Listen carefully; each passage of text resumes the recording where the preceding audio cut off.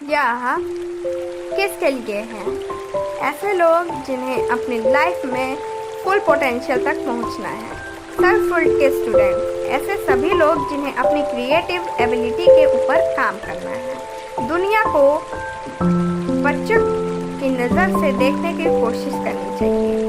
अब आपके सामने कुछ नाम आने वाले हैं, जैसे कि Michael Angelo, Shakespeare, Toni Morrison, Mary Shelley. आप जब इन लोगों का नाम सुनते हैं तो सबसे पहले आपके दिमाग में क्या आता है? वो शब्द होता है जीनियस। लेकिन एक सवाल ये उठता है कि आखिर जब हम किसी को जीनियस कहते हैं तो इसका मतलब क्या होता है? हम जानते हैं कि जीनियस होता है, लेकिन ऐसी कौन सी खूबियाँ होती हैं जो उन्हें बाकी लोगों से अलग बनाती है? क्या आप उनकी आदतों के बारे में जानते हैं? कई जीनियस लोगों की जिंदगी को करीब से देखने के बाद इस किताब को लिखा गया है। ये भी सच है कि इस किताब को पढ़ने के बाद हम जब सब जीनियस नहीं बन जाएंगे, लेकिन हम उन्हें बेहतर से जरूर जान लेंगे। इस समरी में आप जानेंगे लियोनार्डो दा विंची की टू डू लिस्ट के बारे में। जीनियस लोगों का करीब से जानने का मौका मिलेगा और जीनियस कैसे बना जा सकता है। तो चलिए शुरू करते हैं। क्या आपको पता है कि मैरी शेली ने किस उम्र में अपनी पहली किताब लिखी थी? आपको बता दें कि जब उन्होंने अपनी पहली किताब की राइटिंग पूरी की थी तब उनकी उम्र मात्र 19 साल की थी। वास्तव में उन्होंने क्लासिक नॉवेल फ्रैंकनस्टाइन पर काम करना शुरू कर दिया था जब वो मात्र 18 वर्ष की थी। इस क्लासिक नॉवेल के शुरू होने के पीछे भी एक कहानी है। उन्होंने इस नॉवेल की शुरुआत इसलिए नहीं की थी कि वो लिखना चाहती थी। उन्होंने इस नॉवेल की शुरुआत इसलिए की थी क्योंकि उन्हें एक शर्त जीतनी थी। जी हाँ, आपको सही दिखाई और सुनाई दे रहा है। ये नॉवेल एक शर्त जीतने के लिए ही लिखी जा रही थी। लेखिका ने अपने होने वाले पति और एक दोस्त के साथ शर्त लगाई थी कि वो सबसे डरावनी कहानी लिखकर दिखाएंगी और यही से क्लासिक नॉवेल फ्रैंकनस्टाइन की शुरुआत हुई थी। इस बात से भी कोई मुकर नहीं सकता कि 18 साल की उम्र में फ्रैंकनस्टाइन को लिख देना कोई आम बात नहीं थी। वे बात बताती हैं कि मैरी शेली जीनियस ही है, लेकिन शायद हमें लेखिका की उम्र को बाधा के रूप में नहीं देखना चाहिए। हो सकता है कि कम उम्र होने की वजह से उन्हें कई लाभ ही हुआ हो। अब आपको यहाँ एक दूसरे जीनियस की लाइफ को देखने की भी जरूरत है। ये पैब्लो पिकासो, जैसा कि हमने देखा है कि मैरी शेली ने अपने बेहतरीन काम कम उम्र में किया था, लेकिन पैब्लो पिकासो की कहानी बिल्कुल ही अलग है। उन्होंने अपने बेहतरीन काम बढ़ती हुई उम्र में किया है। इसी के साथ साथ पिकासो अपने किसी के मास्टरपीस के लिए नहीं जाने जाते। दोनों की कहानी बिल्कुल अलग है, लेकिन इसका मतलब ये नहीं है कि पिकासो की कहानी में बच्चे की नज़र मिसिंग है। जैसा कि अध्याय की शुरुआत में ही लेखक ने बता दिया कि हमें दुनिया को बच्चों की नज़र से देखने की कोशिश करनी चाहिए। आपको पता होना चाहिए कि पिकासो के फादर भी आर्टिस्ट ही थे। बचपन में पिकासो ने बहुत कुछ आर्ट के बारे में अपने पिता से ही सीखा था। पिकासो को सिखाने वाले उनके पिता कभी भी पिकासो की तरह पेंटिंग नहीं बना पाए थे। दोनों को जानने वाले तो ये भी कहते हैं कि पिकासो समय के साथ साथ अपने पिता के आर्ट को पीछे छोड़ते हुए आगे बढ़ गए। पिकासो के पिता की पेंटिंग्स में वो बात नहीं थी जो कि पिकासो को पेंटिंग में हुआ करती थी। इसके पीछे का कारण क्या था? इसके पीछे का कारण यही था कि पिकासो ने कभी भी अपनी लाइफ में बचपन को खोने नहीं दिया था। वो दुनिया को उसी नज़र से देखने की कोशिश करते थे जिस नज़र से बच्चे देखते हैं। इसलिए पिकासो की पेंटिंग्स में एक अलग ही बात हुआ करती थी। पिकासो ने खुद कहा था कि उन्हें जवान होने में बहुत समय लगने वाला है। एक आर्टिस्ट के लिए बहुत ज़रूरी है कि उसके अंदर बचपना हमेशा जिंदा रहना चाहिए। एक आर्टिस्ट ग्रेट तभी बनता है जब उसे पता होता है कि अपने आर्ट में बचपने को कैसे जिंदा रखना है। इस कला को भी उसे लाइफ से ही सीखना होता है। मैरी और पिकासो के एग्जाम्पल से हमें पता चलता है कि दुनिया के बच्चे की नज़र से देखना कितना ज़रूरी है। इसलिए अगली बार अपने बच्चे को मत कहिएगा कि तुम जल्दी से बड़े हो जाओ, तभी तो आपको ही बच्चा बनना पड़ेगा। बच्चों की नज़र से देखने से आपके अंदर एक अलग ही नज़रिए का जन्म होता है। उस नज़रिए से आप बहुत कुछ बदल सकते हैं। अगर आप आर्टिस्ट हैं तो आज ही अपने अंदर इस नज़रिए को पैदा करने की कोशिश की शुरुआत कर दीजिएगा। इस छोटी सी शुरुआत से आपके अंदर काफ़ी बड़े बदलाव देखने को मिलेंगे। क्यूरोसिटी की एक मजबूत भावना पैदा करने की कोशिश करिए। अगर आपसे किसी जीनियस का नाम पूछा जाए तो आपके दिमाग में कौन आएगा? आइंस्टाइन, शायद शेक्सपियर, लेकिन multi talented Leonardo da Vinci बारे में आपके क्या विचार हैं? हम प्रतिभा शब्द का उपयोग करते हैं तो लियोनार्डो हमारे मतलब की हर बात को समाहित कर लेते हैं। वो इटालियन आर्टिस्ट होने के साथ साथ चित्रकार, मूर्तिकार, इंजीनियर, वास्तुकार, एनाटोमिस्ट भी थे।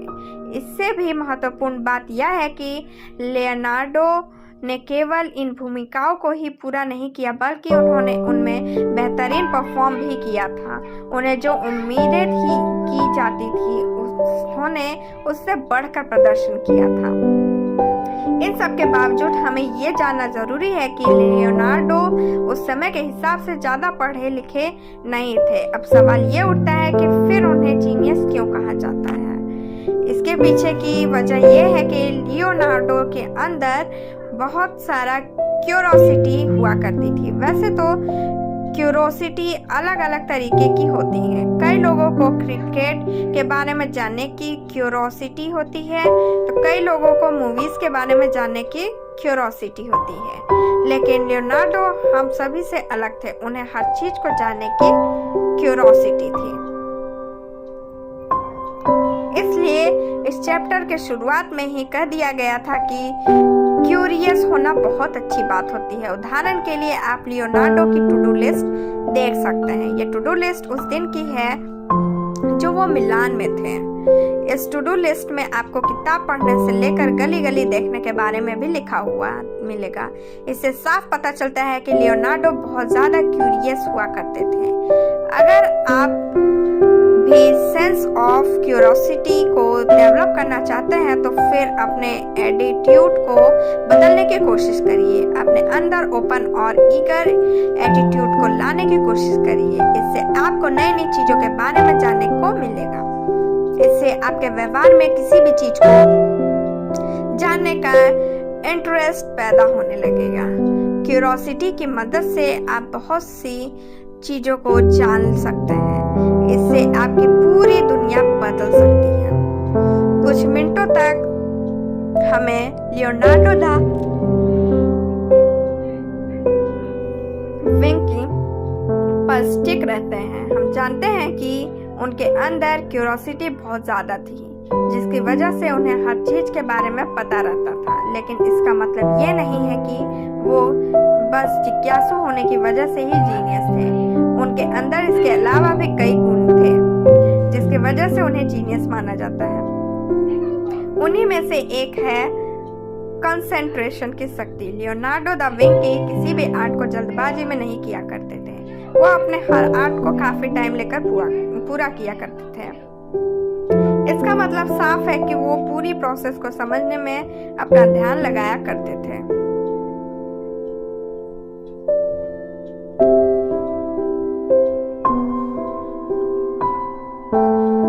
उनसे कई बार सवाल भी किया गया था कि great painting the last super को उन्होंने कितने दिनों में बनाया था। इसके जवाब में उन्होंने बस इतना कहा था कि ग्रेट आइडिया को कंप्लीट होने में काफी समय लगता है।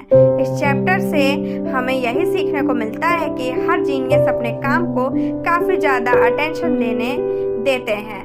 वो अपने काम को पूरी कंसंट्रेशन और फोकस के साथ करते हैं। अल्बर्ट आइंस्टाइन भी इसी तरह के पर्सनालिटी थे। उनके थ्योरीज को देखकर आपको लगता है कि वो अकेले कमरे में समय बिताते रहे होंगे, लेकिन उन्होंने खुद बताया है कि वो कहीं पर भी अपने फोकस को अचीव कर लिया करते थे। अल्बर्ट आइंस्टीन ने के लाइफ की 1903 की एक कहानी है। जब वो पिता बने थे, पूरा घर बिखरा हुआ था। वो एक हाथ से अपने बच्चे को संभाल रहे थे और दूसरे हाथ से नोटबुक पकड़े हुए थे, जिससे उन्होंने एक गणना को सॉल्व किया हुआ था। ये बताता है कि जीनियस लोग अपने काम के प्रति कितने ईमानदार रहते हैं। उनको पता होता है कि किसी भी सिचुएशन में फोकस को अचीव कैसे किया जा सकता है, लेकिन अभी जीनियस आइंस्टीन की तरह नहीं होते। कई जीनियस फोकस को अचीव करने के लिए साइलेंट माहौल का भी सहारा लेते हैं। इसलिए हमें अपने काम के प्रति ईमानदार रहना बहुत ज़रूरी है। रूल को समझना भी ज़रूरी है और उसे तोड़ने की दिलेरी भी होनी चाहिए। जब एंडी वारहोल एक व्यावसायिक ग्राफिक कलाकार के रूप में काम करने के लिए न्यूयॉर्क पहुंचे तो उन्हें कई चीज़ें समझ में नहीं आ रही थी। उन्हें जो काम दिख रहा था उससे वो जुड़ाव महसूस नहीं कर पा रहे थे। मार्केट में पैसों के लिए जिस तरह का काम हो रहा था वो उस आर्ट की तरह बिल्कुल भी नहीं था जिस आर्ट की वो पूजा करते रहते थे। बहुत कम आर्टिस्ट ऐसे हुआ करते थे जिनको सच में आर्ट की समझ थी। उन्हें समझ में नहीं आ रहा था कि वो कहाँ आ गए हैं। तब उन्होंने फैसला किया था कि वो इस मार्केट को अपने हिसाब से तैयार करेंगे, जहाँ पर आर्ट को भी परोसा जाएगा। वारहोल ने कोक की बोतल और कैंपबेल के सूप कैन जैसी रोजमर्रा के व्यावसायिक वस्तुएं ली थी और उन्हें अपना फोकस बनाया। अनाज के खिलाफ जाते हुए उन्होंने कोई रूल ब्रेक किए थे। आज भी उन्हें 20वीं सदी के बहुत बड़े आर्टिस्ट के तौर पर जाना जाता है। एंडी वॉरहोल के अलावा भी कई बड़े जीनियस हुए हैं। उन्होंने उनसे भी बड़े बड़े रिस्क लिए थे। उदाहरण के लिए आपको मार्टिन लूथर का नाम तो याद ही होगा। वो ऐसे साधु थे जिन्होंने कैथोलिक चर्च से बगावत करते हुए कई बड़े बदलावों की शुरुआत की थी। हमें समझना चाहिए कि जीनियस लोग अलग ही नेचर के होते हैं। कई बार वो पूरी सोसाइटी के विपरीत चले जाते हैं। उनकी वजह से बहुत लोगों की जिंदगी में बदलाव भी आता है। ये बदलाव भले ही किसी को पसंद आए या ना आए, लेकिन वो आता तो है ही। इसलिए ही शायद ऐसे लोगों को जीनियस कहा जाता है। ग्रीक फिलोसोफर एरिस्टोटल का मानना था कि हर जीनियस के अंदर थोड़ा सा पागलपन होता ही है। ऐसी ऑब्जर्वेशन रखने वाले वो अकेले नहीं थे। एक शताब्दी के बाद इंग्लिश पोएट जॉन ड्राइडेन ने लिखा था कि जीनियस और पागलपन के बीच में एक महीन रेखा होती है, लेकिन हम लोग जैसे लोग जिसके अंदर इमेजिनेशन की मैडनेस नहीं है, वो लोग वैसे लोगों से क्या सीख सकते हैं। जो लोग जीनियस कहलाते हैं, ब्रिटिश राइटर और थिंकर्स के ऊपर स्टडी के रिजल्ट भी कुछ ऐसा ही कहते हैं। इस स्टडी के अनुसार अधिकांश बड़े थिंकर्स को कभी न कभी दिमागी बीमारी का सामना करना पड़ा था। ये तक निकल कर सामने आया था कि ग्रेट थिंकर्स को दिमागी परेशानी होने से ज़्यादा चांस रहता है। ये चांस 30 गुना तक अधिक होता है। ये रिसर्च साफ बताती है कि जीनियस माइंड को पता होता है कि वीकनेस को स्ट्रेंथ में कैसे बदल जाता है। इसी के साथ ही साथ उन्हें ये भी पता होता है कि कमजोरी को क्रिएटिविटी में कैसे बदल जाता है। उन्हें पता होता है कि हर खराब समय के साथ अच्छा टाइम जरूर आता है। अब खराब टाइम में अपनी क्रिएटिविटी को कैसे बढ़ाना है, इस कला को आप जीनियस से सीख सकते हैं। रिलैक्स रहने के लिए भी टाइम निकालना जरूरी होता है। क्या आपने कभी सोचा है कि इंसान को बेस्ट आइडिया कब आते हैं? अब जब आप काम कर रहे होते हैं, जब जब आप ऑफिस में डेस्क में बैठे होते हैं, ऐसा बिल्कुल नहीं है। आपको पता होगा कि बेस्ट आइडिया दिमाग में तभी स्ट्राइक करता है जब दिमाग रेस्ट मोड में होता है। ऐसा बहुत बार हुआ होगा कि आपको नहाते वक्त कोई अच्छा आइडिया आया होगा। कभी कभी तो दिमाग सपनों में भी बेस्ट आइडिया दे देता है। इससे पता चलता है कि दिमाग के लिए टेस्ट करना कितना ज़रूरी है। हमने पहले भी डिस्कस कर लिया है कि जीनियस होने के लिए फोकस होना कितना ज़रूरी है। इसाक न्यूटन के बारे में तो आप जानते ही होंगे। उनकी एक आदत हुआ करती थी, जब भी उन्हें किसी भी तरह की दिक्कत का सामना करना पड़ता था तब वो मेडिटेट करते थे। इससे उन्हें समस्या के समाधान के बारे में पता चल जाता था। इसलिए इस चैप्टर की मदद से लेखक कहना चाहते हैं कि जीनियस जैसे बनने के लिए आपको रिलैक्स रहना जरूरी होता है। इसलिए उसके लिए भी अपने बिजी शेड्यूल में से टाइम निकालना ही चाहिए। जीनियस की लाइफ को आप पढ़ेंगे तो पता चलेगा कि वो लोग रिलैक्स होने को टाइम की बर्बादी नहीं मानते थे। उन्हें रिलैक्स रहने से होने वाली मदद के बारे में पता था।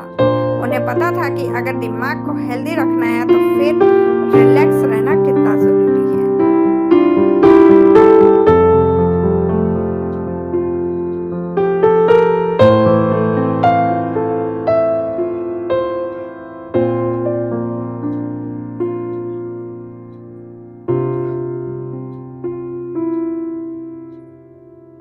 दिमाग को रिलैक्स करने के लिए आप टहलने का सहारा भी ले सकते हैं, मेडिटेशन भी कर सकते हैं। इनसे सबसे अच्छा आप अच्छी नींद भी ले सकते हैं। अच्छे रेस्ट की टिप बस कुछ लोगों के लिए ही नहीं है, बल्कि ये हर किसी के लिए ज़रूरी है। अच्छा रेस्ट की ही दिमाग को फ्रेश कर सकता है। इससे आपके काम करने की क्षमता भी बेहद से बेहतर होती है। इसलिए खुद को फ्रेश रखने के लिए रेस्ट के महत्व को समझ लीजिए। इससे आपकी लाइफ पूरी तरह से बदल सकती है। सारांश, हमें कोशिश करनी चाहिए कि हम जीनियसेस के लाइफ के बारे में जानने का प्रयत्न करें। ऐसा करने से हमारी लाइफ और सोच भी बदल सकती है। हमें पता चल सकता है कि ऐसी कौन कौन सी खूबियां होती हैं जिनकी मदद से कोई आम सा इंसान जीनियस कहलाने लगता है। अकेले यात्रा करने से आपको मदद मिल सकती है। इसलिए जब भी मौका मिले तो लंबी यात्रा में ना ही सही तो कहीं आसपास निकल जाया करिए। कई जीनियसेस को सुबह की सैर से भी बहुत मदद मिला करती थी। इसलिए इस खूबी को भी अपने आप अपना सकते हैं। पढ़ने की आदत डालने से भी आप लाइफ में बहुत कुछ सीख सकते हैं। आज के लिए बस इतना ही। Thank you, bye bye, take care.